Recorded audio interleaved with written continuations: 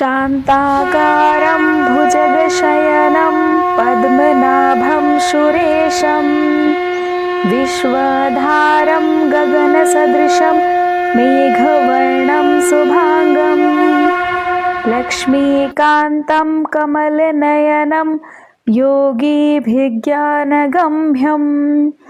वन्दे विष्णु भवभयहरं सर्वलोकैकनाथम। ओम नमो भगवते वासुदेवाय नमः। प्रिय भक्तजनों, आप सभी को पौष पुत्रदा एकादशी व्रत की हार्दिक शुभकामनाएं। पौष पुत्रदा एकादशी हिंदू पंचांग के अनुसार पौष मास के शुक्ल पक्ष की एकादशी तिथि को आती है और इसे संतान प्राप्ति, सुख समृद्धि और पारिवारिक मंगल कामनाओं की सिद्धि का अत्यंत पावन दिन माना जाता है। कहा जाता है कि इस पावन तिथि पर जो भी श्रद्धालु निष्ठा पूर्वक व्रत उपवास रखकर भगवान श्री हरि विष्णु की आराधना करते हैं, उसके जीवन से संताप, निराशा और बाधाएं दूर होकर सुखद फल प्राप्त होते हैं। विशेष रूप से संतान सुख की कामना रखने वाले दंपतियों के लिए यह एकादशी अत्यंत कल्याणकारी मानी गई है, इसलिए इसका नाम ही पुत्रदा एकादशी पड़ा। इस दिन भगवान विष्णु के समक्ष धूप, दीप, पुष्प और तुलसी दल अर्पित कर विष्णु सहस्त्र नाम, विष्णु चालीसा या एकादशी व्रत कथा का श्रवण कीर्तन करना अत्यंत पुण्यदायक माना जाता है। ऐसा माना जाता है कि पौष पुत्रदा एकादशी न केवल उत्तम संतान का आशीर्वाद प्रदान करती है, बल्कि मनुष्य के जन्मों जन्मों के पापों का क्षय कर आत्मा को निर्मल और उज्जवल बनाती है। यह पर्व भक्ति, विश्वास और मर्यादा का संदेश देते हुए हमें जीवन में संयम, सत्य और सद्कर्मों का पालन करने की प्रेरणा भी देता है। आइए अब सुनते हैं पौष पुत्रदा एकादशी व्रत की कथा। कृपया कथा को अंत तक अवश्य सुनिएगा और यदि आप हमारी यह वीडियो पहली बार देख रहे हैं तो कृपया चैनल को लाइक और सब्सक्राइब अवश्य कर लीजिएगा। एक समय की बात है कि धर्मराज युधिष्ठिर ने भगवान श्री कृष्ण से पूछा, हे मधुसूदन, आपने सफला एकादशी का महात्म्य बताकर बड़ी कृपा की। अब आप हमें पौष शुक्ल एकादशी का क्या नाम है, उसकी विधि क्या है, उसमें कौन से देवता का पूजन किया जाता है, यह भी बताइए। भक्त वत्सल भगवान श्री कृष्ण बोले, हे राजन, इस एकादशी का नाम पुत्रदा एकादशी है। इसमें श्री नारायण भगवान की पूजा की जाती है। इस चर और अचर संसार में पुत्रदा एकादशी के व्रत के समान दूसरा कोई व्रत नहीं।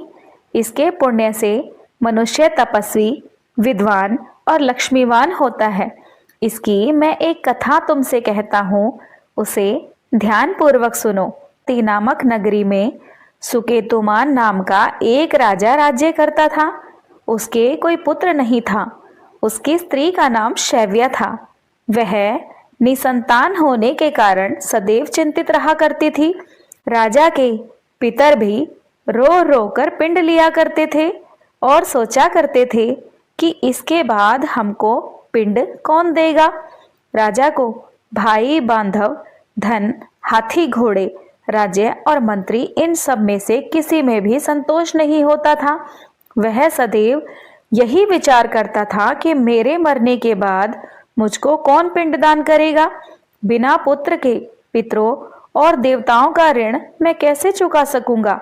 जिस घर में पुत्र न हो उस घर में सदैव अंधकार ही रहता है। इसलिए पुत्र उत्पत्ति के लिए प्रयत्न करना चाहिए। जिस मनुष्य ने पुत्र का मुख देखा है वह धन्य है। उसको इस लोक में यश और परलोक में शांति मिलती है, अर्थात उनके दोनों लोक सुधर जाते हैं। पूर्व जन्म के कर्म से ही इस जन्म में पुत्र, धन आदि प्राप्त होते हैं। राजा इसी प्रकार रात दिन चिंतित रहा करते थे। एक समय तो राजा ने अपने शरीर को भी त्याग देने का निश्चय किया, परंतु आत्मघात को महान पाप समझकर उन्होंने ऐसा नहीं किया। एक दिन राजा ऐसा ही विचार करता हुआ अपने घोड़े पर चढ़कर वन को चल दिया तथा पक्षियों और वृक्षों को देखने लगा। उन्होंने देखा कि वन में मृग, सिंह, बंदर, सर्प आदि सभी जानवर भ्रमण कर रहे हैं। हाथी अपने बच्चों और हथनियों के बीच घूम रहे हैं।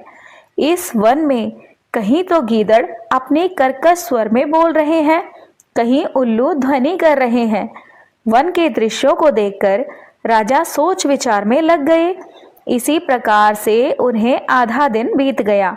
वे सोचने लगे कि मैंने कई यज्ञ किए, ब्राह्मणों को स्वादिष्ट भोजन से तृप्त किया, फिर भी मुझको यह दुख क्यों प्राप्त हुआ। राजा प्यास के मारे अत्यंत दुखी थे और पानी की तलाश में इधर उधर भटकने लगे। थोड़ी दूरी पर राजा ने एक सरोवर देखा। उस सरोवर में कमल खिले हुए थे तथा सारस, हंस, मगरमच्छ आदि विहार कर रहे थे। उस सरोवर के चारों तरफ मुनियों के आश्रम बने हुए थे। उसी समय राजा के दाहिने अंग फड़कने लगे। राजा शुभ शकुन समझकर घोड़े से उतरकर मुनियों को दंडवत प्रणाम करके वहां बैठ गए। राजा को देखकर मुनियों ने कहा, हे राजन, हम आपको देखकर अत्यंत प्रसन्न हैं। आपकी क्या इच्छा है, सो कहिए। राजा ने कहा, महाराज, आप कौन हैं और किस उद्देश्य के लिए यहाँ आए हैं, कृपया करके यह बतलाइए। मुनि कहने लगे, हे राजन, आज संतान देने वाली पुत्रदा एकादशी है। हम लोग विश्वदेव हैं और इस सरोवर में स्नान करने के लिए आए हैं। यह सुनकर राजा ने कहा कि महाराज, मेरे भी कोई संतान नहीं है। यदि आप मुझ पर प्रसन्न हैं तो एक पुत्र का वरदान दीजिए। मुनि बोले, हे राजन, आज सभी मनोकामनाओं को पूर्ण करने वाली पुत्रदा एकादशी है। आप अवश्य ही इसका व्रत करें। भगवान की कृपा से अवश्य ही आपको पुत्र प्राप्त होगा। मुनि के वचनों को सुनकर राजा ने उसी दिन एकादशी का व्रत धारण किया और द्वादशी को शुभ मुहूर्त में व्रत का पारण किया। इसके पश्चात मुनियों को प्रणाम करके वे महल में वापस आ गए। कुछ समय बीतने के बाद रानी ने गर्भ धारण किया और 9 महीने के पश्चात उनको एक पुत्र प्राप्त हुआ। वह राजकुमार अत्यंत शूरवीर, यशस्वी और प्रजापालक हुआ। तब श्री कृष्ण बोले, हे राजन, पुत्र की प्राप्ति के लिए पुत्रदा एकादशी का व्रत अवश्य करना चाहिए और जिन मनुष्यों को संतान प्राप्त है वे अपने संतानों की सुरक्षा के लिए, उनके उज्जवल भविष्य की कामना के लिए इस व्रत को अवश्य करें। और जिस भी मनुष्य की जो भी मनोकामना होती है, एकादशी व्रत को करने से उसकी वह समस्त मनोकामनाएं एकादशी माता और भगवान विष्णु पूर्ण करते हैं। तो जो भी मनुष्य इस महात्म्य को कहता या सुनता है उसे अंत में स्वर्ग की प्राप्ति होती है। तो सभी प्रेम से बोलिए, एकादशी माता की जय, भगवान विष्णु की जय। अब सुनिए एकादशी माता की आरती। ओम जय एकादशी माता, विष्णु पूजा व्रत को धारण कर शक्ति मुक्ति पाता। तेरे नाम गिनाओ देवी भक्ति प्रदान करनी, गण गौरव की देनी माता शास्त्रों में वर्णी। ओम जय एकादशी माता, विष्णु पूजा व्रत को धारण कर शक्ति मुक्ति पाता। मार्गशीर्ष के कृष्ण पक्ष की उत्पन्ना विश्व तारिणी जनमी, शुक्ल पक्ष में होए मोक्षदा मुक्तिदाता बन आई। ओम जय एकादशी माता, विष्णु पूजा व्रत को धारण कर शक्ति मुक्ति पाता। पोष के कृष्ण पक्ष की सफला नामक है, शुक्ल पक्ष में होए पुत्रदा आनंद अधिक रहे। ओम जय एकादशी माता, विष्णु पूजा व्रत को धारण कर शक्ति मुक्ति पाता। नाम छठ तिला माघ मास में कृष्ण पक्ष आवे, शुक्ल पक्ष में जया कहावे, विजय सदा पावे। ओम जय एकादशी माता, विष्णु पूजा व्रत को धारण कर शक्ति मुक्ति पाता। विजया फागुन कृष्ण पक्ष में शुक्ला आमल की, पाप मोचनी कृष्ण पक्ष में चैत्र महाबली की। ओम जय एकादशी माता, विष्णु पूजा व्रत को धारण कर शक्ति मुक्ति पाता।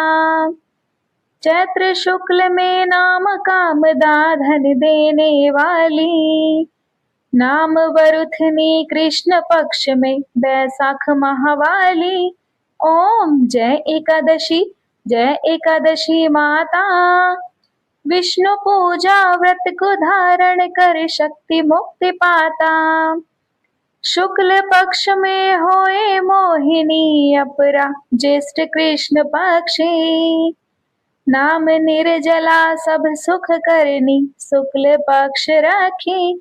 ओम जय एकादशी माता, विष्णु पूजा व्रत को धारण कर शक्ति मुक्ति पाता। योगिनी नाम आषाढ़ में जानो कृष्ण पक्ष करनी, देव शयनी नाम कहायो शुक्ल पक्ष धरनी। ओम जय एकादशी माता, विष्णु पूजा व्रत को धारण कर शक्ति मुक्ति पाता। कामिका श्रावण मास में आवे कृष्ण पक्ष कहिए, श्रावण शुक्ला होए पवित्रा आनंद से रहिए। ओम जय एकादशी माता, विष्णु पूजा व्रत को धारण कर शक्ति मुक्ति पाता। अजा भाद्रपद कृष्ण पक्ष की परिवर्तिनी शुक्ला, इंद्रा आश्विन कृष्ण पक्ष में व्रत से भव सागर निकला। ओम जय एकादशी माता, विष्णु पूजा व्रत को धारण कर शक्ति मुक्ति पाता। पापांकुशा है शुक्ल पक्ष में आप हरनहारी, रमा मास कार्तिक में आवे सुखदायक भारी। ओम जय एकादशी माता, विष्णु पूजा व्रत को धारण कर शक्ति मुक्ति पाता।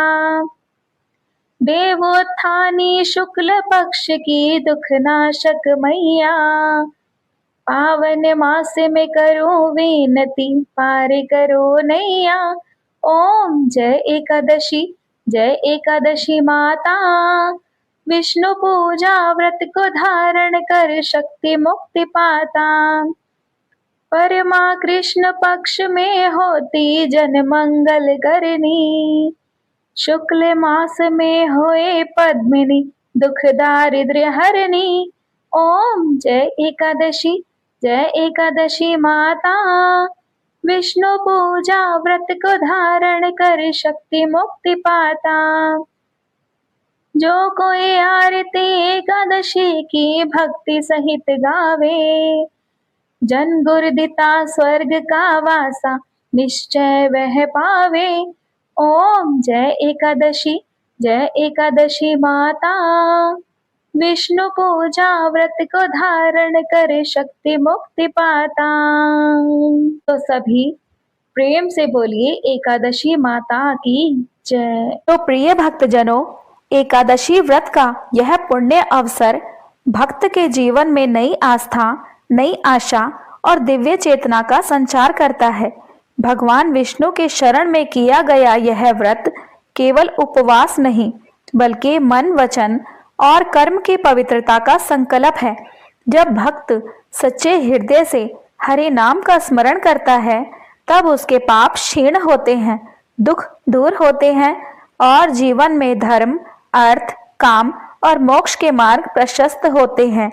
हे श्री हरि, आपकी कृपा से हमारे जीवन में सद्बुद्धि, शांति और समृद्धि का वास बना रहे। हमें ऐसा आशीर्वाद दीजिए कि हमारा हर कार्य धर्म मार्ग पर अग्रसर हो। हमारे घर परिवार में प्रेम, एकता और मंगलमय वातावरण बना रहे। इसी मंगल भावना के साथ एकादशी व्रत का यह पावन अनुष्ठान यहीं पूर्ण होता है। प्रभु श्री विष्णु और माता लक्ष्मी सब पर अपनी अनंत कृपा बरसाए रहें, यही हमारी विनम्र प्रार्थना है। तो सभी प्रेम से बोलिए, भगवान विष्णु की जय, माता लक्ष्मी की जय। जय एकादशी माता।